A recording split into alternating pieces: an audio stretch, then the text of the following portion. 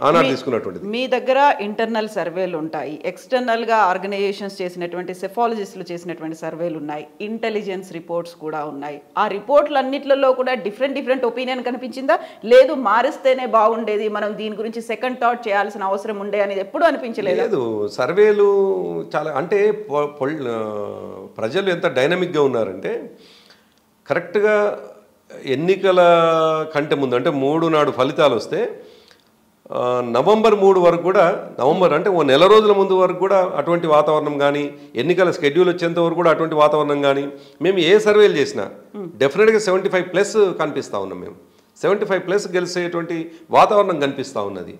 సరే, మీరు ఇంతకుముందు అన్నట్టుగా అభ్యర్థి విషయానికి వచ్చేసరికి ప్రజల నుంచి విముఖత వచ్చింది. ఆ ఇద్దరు అభ్యర్థుల్లో ఎవరు బెటర్ అనిపించిండ్రు, మా వాళ్ళ మీద చాలా తీవ్రమైన వ్యతిరేకత ఉండేసరికి సీరియస్గా అవతల అనామకుడు కావచ్చు అతనికి ఓటేసినారు. దానికి తోడు ఇంకొక మాట కూడా మనం చెప్పుకోవాల్సిన అవసరం ఉంది. 10 సంవత్సరాలు అధికారంలో ఉన్నటువంటి వాళ్ళం, సహజంగా యాంటీ ఇన్కంబెన్సీ ఉంటుంది. ఇంకోటి ఏంటంటే గ్రామంలో అంటే ఒక రోజు 2 రోజులు సహవాసం చేసినటువంటి వ్యక్తులు ఏదన్నా తేడా ఉంటే సహజమైనటువంటి అది. కానీ 10 సంవత్సరాలు దాదాపు అధికారంలో ఉంటే ఎమ్మెల్యే దగ్గరికి పోయినప్పుడు కావచ్చు, ఎప్పుడైనా ఫోన్ చేసినప్పుడు ఎత్తకపోవచ్చు కావచ్చు, లేకపోతే నమస్తే పెడితే నమస్తే పెట్టకపోవచ్చు, ఇటు వివిధ కారణాల చేత వ్యక్తుల పట్ల వ్యతిరేకత వచ్చిందైతే ఫ్యాక్ట్. వచ్చినటువంటిది అది రిఫ్లెక్ట్ అయ్యి ముఖ్యమంత్రి మీద కూడా పడుతుందనే ప్రమాదాన్ని మాత్రం మేము అంచనా వేయలేకపోయినాం, అది ఫ్యాక్ట్. అయితే మేము పనిచేస్తున్నటువంటి క్రమంలో ప్రజల నుంచి వస్తున్నటువంటి ప్రతిస్పందన చూస్తే డెఫినెట్గా అల్టిమేట్గా మేము మెజార్టీ సీట్లను గెలుచుకుంటాం అనేటువంటి నమ్మకం మాకు ఆ ఫలితాలు వస్తున్నప్పుడు కూడా మాకు కనిపించింది.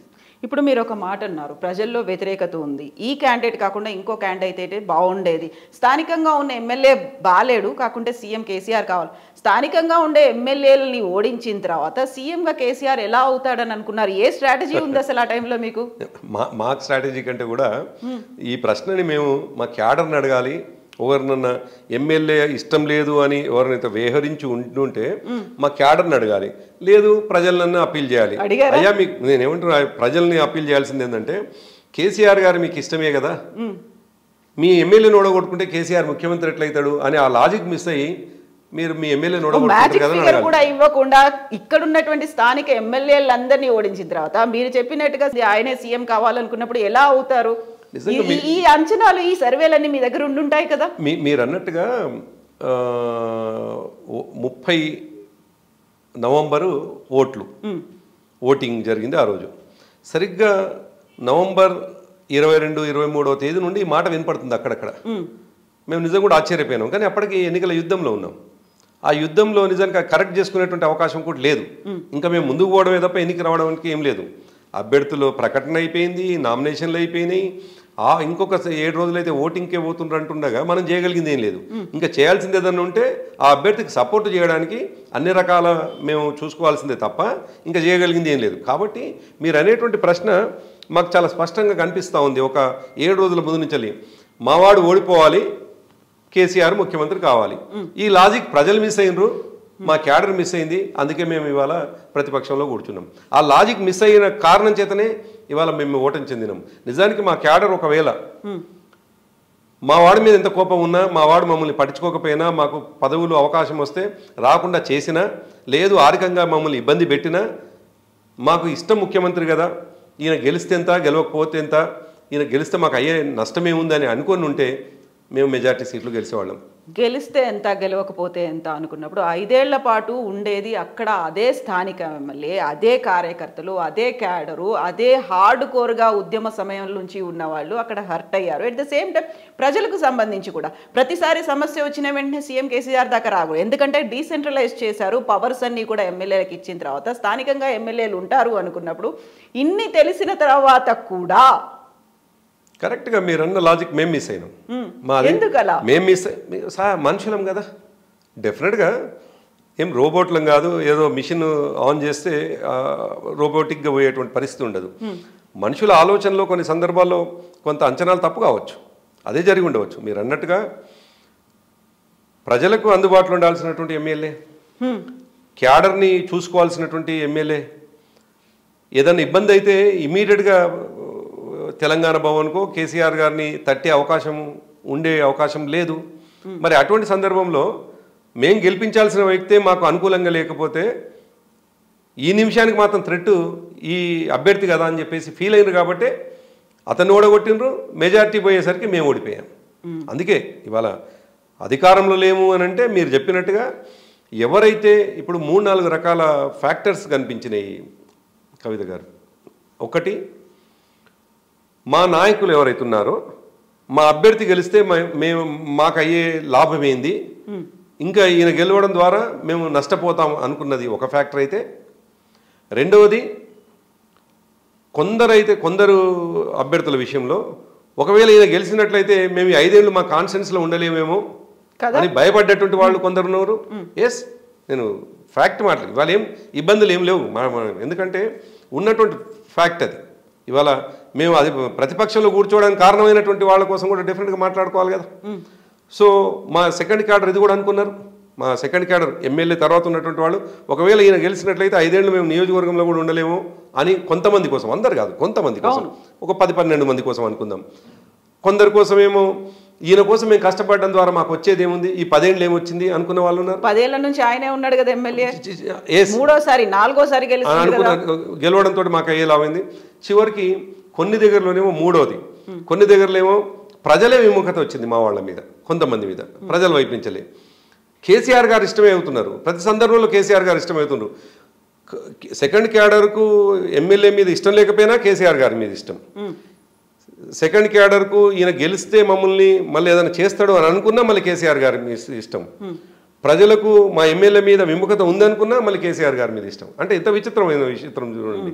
మేము తర్వాత అదే రియలైజ్ అయినాం, అరే సరే ప్రజలు కేసీఆర్ గారిని ముఖ్యమంత్రి కావాలని కోరుకోవచ్చు, కానీ ఆ మనిషి ఓడిపోతే ముఖ్యమంత్రి ఎట్లా అవుతాడనే లాజిక్ మిస్ అయిన ఎట్లా వీళ్ళు అనేటువంటిది కూడా నిజంగా కనిపిస్తున్నటువంటిది. కాబట్టి ఓవరాల్గా డెఫినెట్గా సమీక్ష చేసుకోవాల్సినటువంటి అవసరం ఉంది, దాంట్లో అనుమానం లేదు.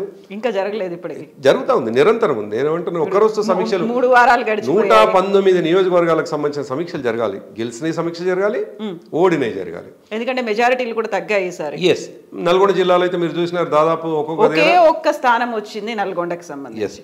అండ్ నేను అదే మిమ్మల్ని అడుగుదామని అనుకున్నారు. ఉత్తర తెలంగాణ ఒక పట్టు ఉంది, అక్కడ ఉద్యమానికి అది కేంద్రంగా అయింది. బీఆర్ఎస్ కూడా అంత మ్యాసివ్గా స్ప్రెడ్ అవ్వడానికి కారణం ఉత్తర తెలంగాణ. ఉత్తర తెలంగాణలో వరంగల్నే తీసుకోండి, వరంగల్లో ఉన్నటువంటి 12 స్థానాల్లో 2టిని మార్చారా, 2 మాత్రమే బీఆర్ఎస్ గెలుచుకుంది. ఇలా చూసుకుంటే అన్నిట్లలోనూ మీకు ఎక్కడెక్కడ లూప్ హోల్స్ ఉన్నాయి, ఎక్కడెక్కడ డ్రాబ్యాక్స్ ఉన్నాయి, ఎక్కడ బూమరాంగ్ అయింది, ఎక్కడ నెగటివ్ ఇంపాక్ట్ పడింది, ఇవన్నీ మీకు అర్థమవుతున్నాయి కదా.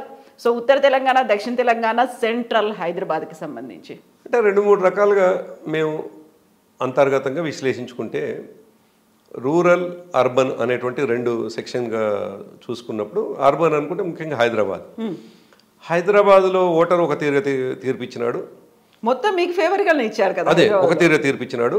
రూరల్ తెలంగాణ ఇంకో తీర్పిచ్చినారు.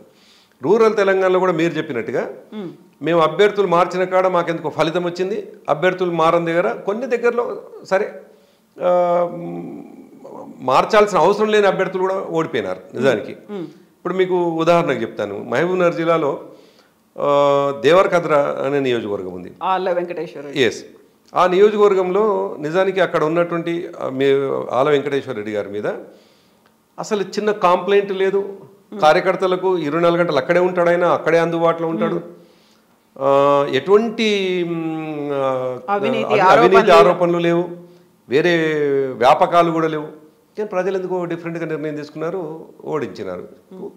దగ్గరలో ఎఫెక్ట్ కూడా ఉండే అవకాశం ఉంది మీరు అన్నట్టుగా. అందుకే ఉంటున్నాను, రూరల్ తెలంగాణలో ప్రజలు ఎందుకో మమ్మల్ని డిఫరెంట్గా అర్థం చేసుకున్నారు అని ఒకటి.